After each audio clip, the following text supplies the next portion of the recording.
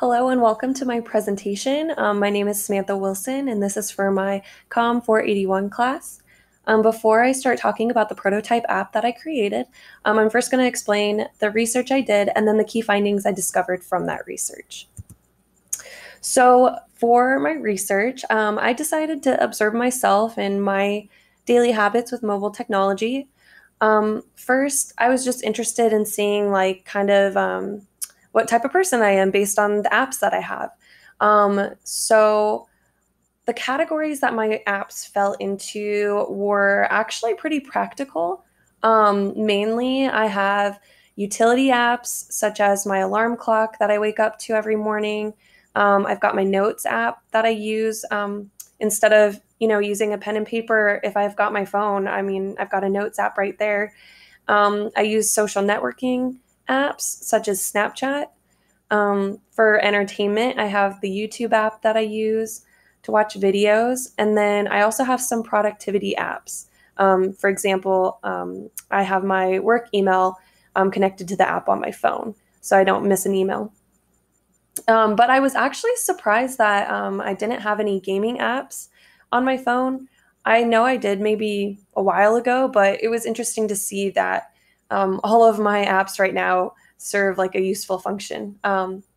But I felt like that wasn't deep enough. And so I kind of wanted to learn more about how like emotionally I am attached to my phone or just like how I actually feel about my phone. And I really felt like the only way I could find this out was not being around my phone for a while.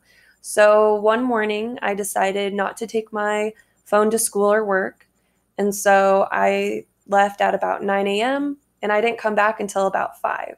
So that was about 8 hours of just not being connected, but also not having the convenience of having my phone.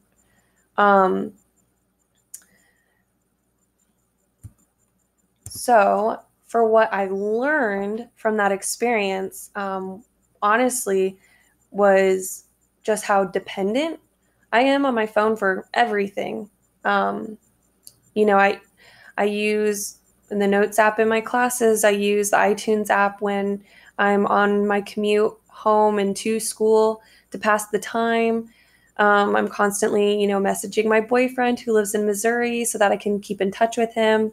Me, my mom, and my sisters, we use Snapchat so that we can like send pictures and videos and funny things to each other. So not having that, it definitely showed me just how much my phone does mean to me in how I navigate my day-to-day life. But the thing that stood out the most to me was a sense or a lack of security when I didn't have my phone. It was the end of the day and I was walking back home, and as it was getting darker outside, feeling in my pocket and not having my phone there, I definitely felt a lot more vulnerable than when I do have my phone. Um, and that's because for me, my phone, it means a sense of security. And basically, like, what I realized is, with my phone, I've got access to being able to call 911.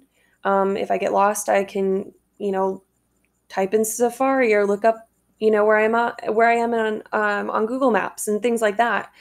But I was thinking, I haven't really seen like an app where all of that information or all of those resources are like combined in like one place. And so that's the direction I kind of went for this prototype, is creating a personal safety app that just happens to be called SafetyApp.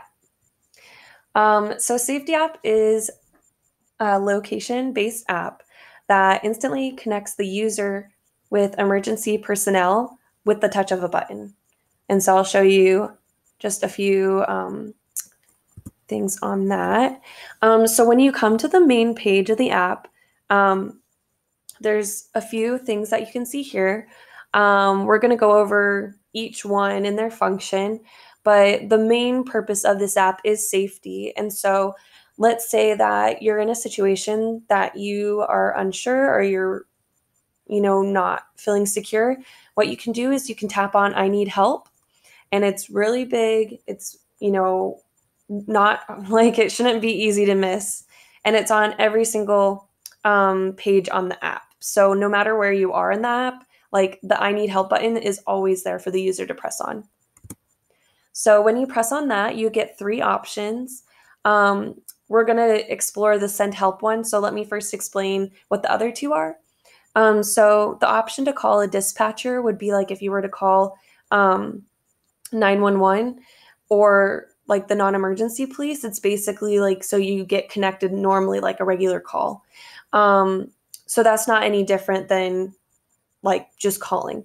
However, there's an option for texting a dispatcher. So let's say you're in a dangerous situation where maybe the person that's coming out after you and who's endangering you, if they hear you, they'll be able to find you and hurt you.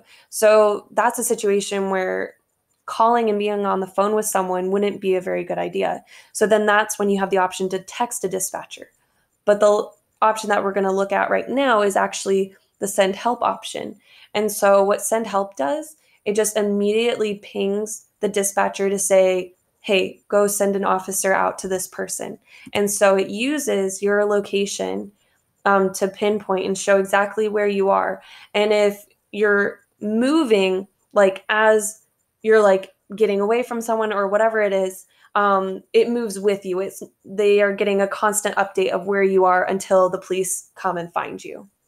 So that is like the main purpose of the app, is just having those options and making the person feel safe no matter where they are. They have an app that is like specifically designed for this. So let's just go back to the main page. So now we'll just talk about the other parts of the app that I felt were important to include. So this is the profile. Basically, like all the information that's put on the profile is information that's going to be helpful for rescue services to have about you. So for example, like your name, age, gender, other demographics, like let's say there's something that they should know about, like related to you health-wise, all of that information would be included on your profile. And then again, the I need help, no matter what page you are on the app, that's always going to be down at the bottom for you. So then going back to the main page, now we have emergency contacts right here. And so when you sign up, what you can do is go ahead and fill that in. So for me, I just put my mom and my dad in there so that, again, if emergency responders need to know, like, who should we be contacting, they can go and look and see, like, okay, that's their mom and dad. Those are the people we'll call for them.